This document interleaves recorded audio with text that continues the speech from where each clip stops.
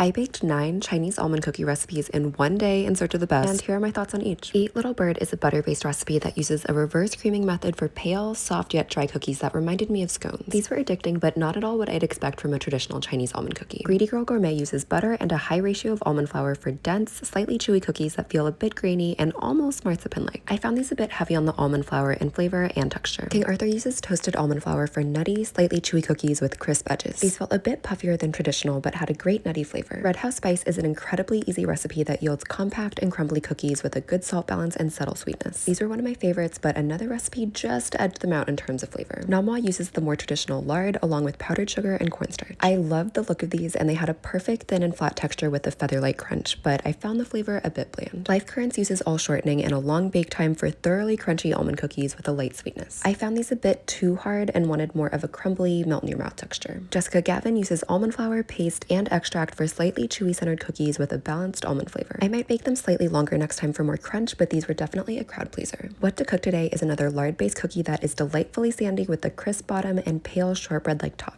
It's barely sweet with a melt-in-your-mouth texture. This was one of my favorites. 31 Daily is a butter-based cookie with a thin, shatteringly crisp crunch. To me, this didn't feel like a traditional Chinese almond cookie, but it was delicious. I would happily eat a million of these, and these were our crowd favorite. For links to all these recipes and a full breakdown, you can visit my blog.